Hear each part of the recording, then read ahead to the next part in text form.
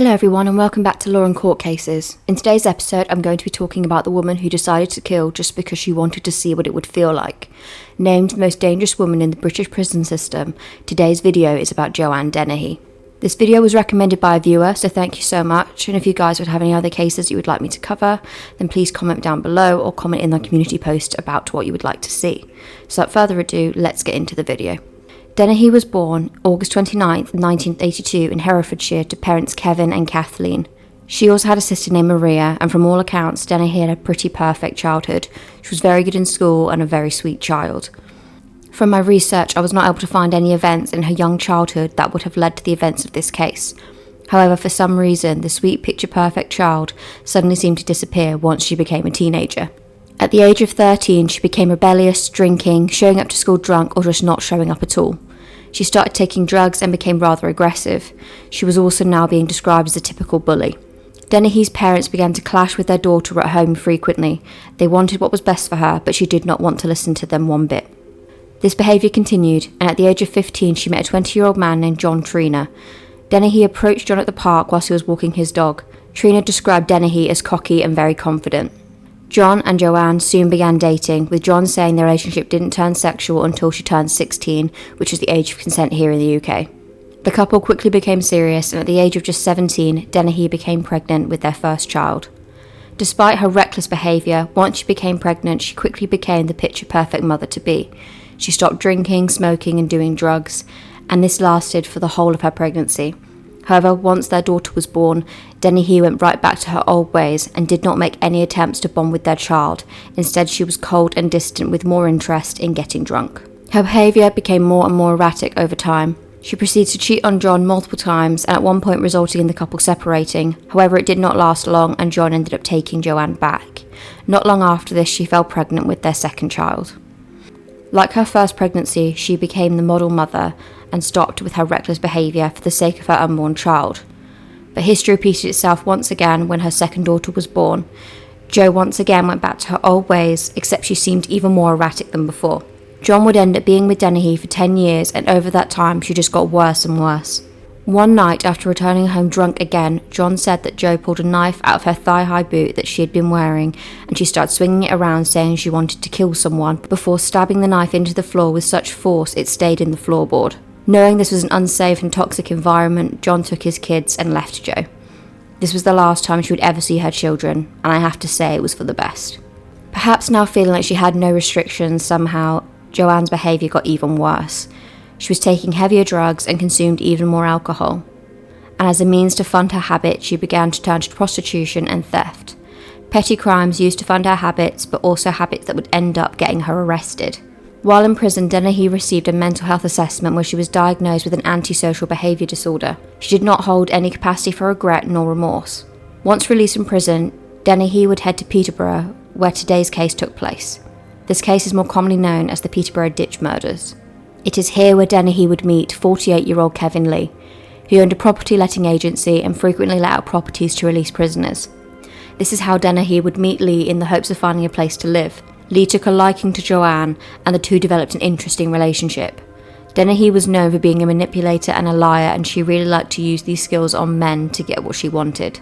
These skills worked on Kevin Lee, who not only let her move into one of his properties, but also moved in rent-free in exchange for essentially being Lee's unofficial bailiff, ensuring other tenants paid their rent to Lee. To help with her games of intimidation, Joanne recruited a friend, another ex-prisoner by the name of Gary Stretch. Standing at 7'3", he was a very large, intimidating man who Jo had wrapped around her little finger. In March 2013, at the age of 30, Joanne would go on to meet 31-year-old Polish native Łukasz Sławoczewski. He came to the UK in hopes of a better life, but what he did not realise in that moment that when he met Dennehy, it would sadly be him living on borrowed time. The two exchanged numbers and the text and phone calls began changing from friendly to flirty very quickly. Łukasz was smitten with Jo. Thinking his life had changed for the better, he texted a friend back home that life was beautiful. On March 19th, Dennehy continued to send Łukasz sexual messages, asking him to come over to her place, to which he agreed. Jo was waiting in a now empty property of Kevin Lee's, as the previous occupants had not long moved out. Łukasz, thinking the two were going to become intimate, followed Jo into the kitchen, and it is here when she unleashed her attack. Dennehy stabbed Łukasz in the heart, ultimately ending his life. After her decision to take this poor man's life, Dennehy ultimately now had to come up with a plan to dispose of the body. At this time, she called her friend Gary Stretch, who agreed to help her with this. Lukash's body was dumped into a wheelie bin outside the property until the two could decide what they actually wanted to do to dispose of this body. Dennehy was not even remotely shaken by her actions. Instead, she was proud, taking photos and even at one point showing the body to a 14-year-old girl who was passing by. After 2 days, Dennehy and Stretch decided they need to move the body, so after purchasing a car, the duo unloaded the body of Lukash into the vehicle before dumping the body in a ditch. The body would later go on to be discovered, but at the moment Dennehy and Stretch were certain they would get away with it, and this only fueled her desire to kill again. Her next victim would be her fellow tenant, 56-year-old John Chapman, a Royal Navy veteran who had fallen on hard times. Chapman had previously voiced to another tenant in a different home that he had thought Dennehy was crazy and that she frightened him. When asked if he wanted the other tenants to have a word with her, he told them to leave it to avoid stirring up trouble. The resulting murder apparently occurred after Dennehy and Chapman had had yet another altercation. Still fired up from this interaction, this was all Dennehy needed as an incentive to carry out her actions. In the early hours of the morning of the 29th of March, Dennehy entered Chapman's room before unleashing a frenzied attack of stab wounds, piercing his heart with the knife 5 times. This was ultimately what killed John Chapman. Following this, Dennehy called up Gary Stretch, who once again offered to help her. But this was not before she delivered the sinister line, "Oops, I did it again." Gary was so infatuated with Jo that he had been willing to do absolutely anything she had said, including disposing of bodies. Living in the same property as Dennehy and a now deceased John Chapman was another man named Leslie Layton. Once Layton awoke the following morning, Gary Stretch took Layton into Chapman's room to show him the body. Instead of being horrified, Leslie instead decided to take a photo of the body. Leslie later went on to delete the photo in an attempt to cover up his knowledge of the crime, but it was discovered later by police anyway. Layton, now in on the gruesome crime, decided to aid Jo and Gary. Chapman's body would go on to be dumped in the same spot that Lukash's body had been discarded a few days prior. When discussing options, the group discovered that they now would have another issue that needed facing, and that issue was in fact their landlord, Kevin Lee. Knowing that Kevin would come looking for rent money eventually for the now deceased John Chapman, so this triggered Joanne to decide that Kevin Lee also had to go. Kevin Lee was a married father of 2, however, being so infatuated by Jo, the two began to have an affair. So Jo, using her powers of manipulation, sent Kevin a text that enticed him enough to want to come over. Lee had previously disclosed to a friend that Dennehy had said she, quote, wanted to dress me up and rape me. Arriving at the same address Jo had killed Lukash in, she lured Kevin in before killing him as well. Lee had fought back, but ultimately it wasn't enough and he died after being stabbed 5 times in the chest. Kevin Lee's body would be disposed of 10 miles away from the other bodies. His body was covered in a dress and he was placed in a ditch with his lower half exposed as a means to further humiliate Lee even in death. They also took Kevin's car and abandoned it in a nearby farm before setting it alight. The car would go on to be discovered the next day. Kevin was reported missing by his wife Christina. Once they discovered the car, it did not take long for Kevin's body to also be discovered. Using cell towers and Kevin's cell records, the police were able to put Joanne at the scene of the burnt out car, but also as the last person to have had any interaction with Kevin Lee before his death. This made her the person of interest in this case. The police entered Dennehy's property where they found the blood-soaked mattress.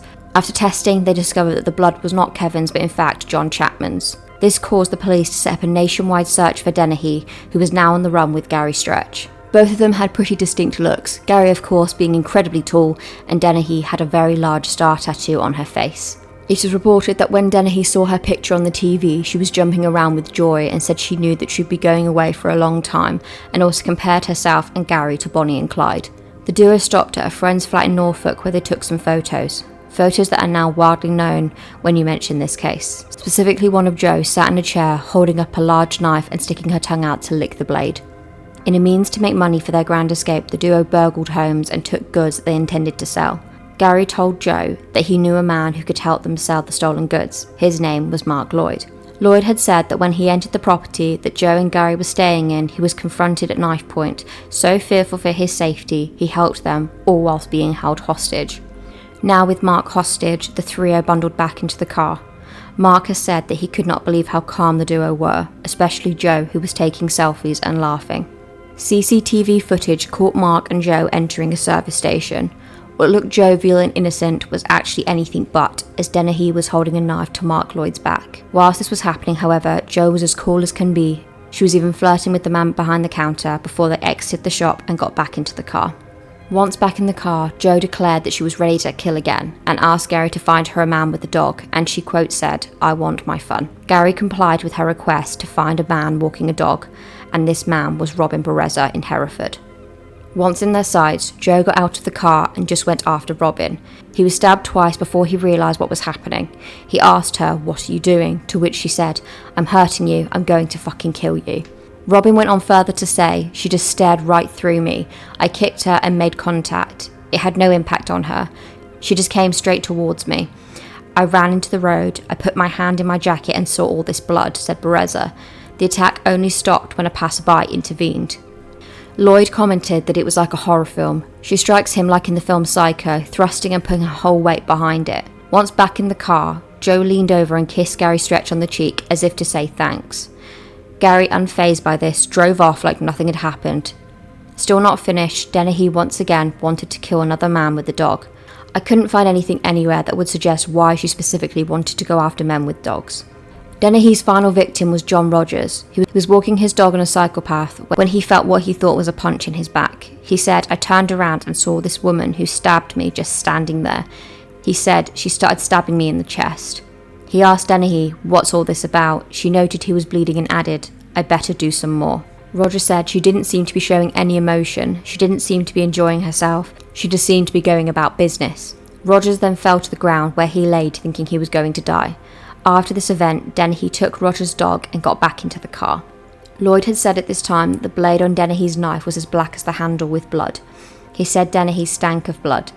Both Hereford victims were taken to hospital by ambulance and their lives were later saved. After finding enough CCTV footage to confirm the vehicle that Dennehy and Stretch had been using, a manhunt ensued where they were both finally captured. It wasn't until after they'd been taken into custody that the bodies of Lukasz and John were found the following day.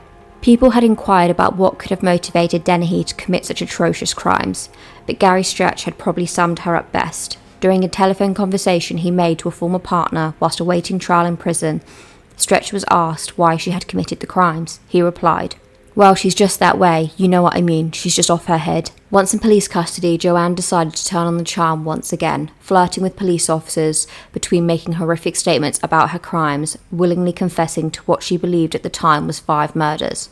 Once taken in for questioning, Dennehy went silent. However, the police had all the evidence they needed. This was enough to convict Joanne of murder. Gary Stretch was also charged and Mark Lloyd was released. Joanne Dennehy went on to be charged with a full life tariff, making her the 3rd woman to be given a full life sentence in the UK.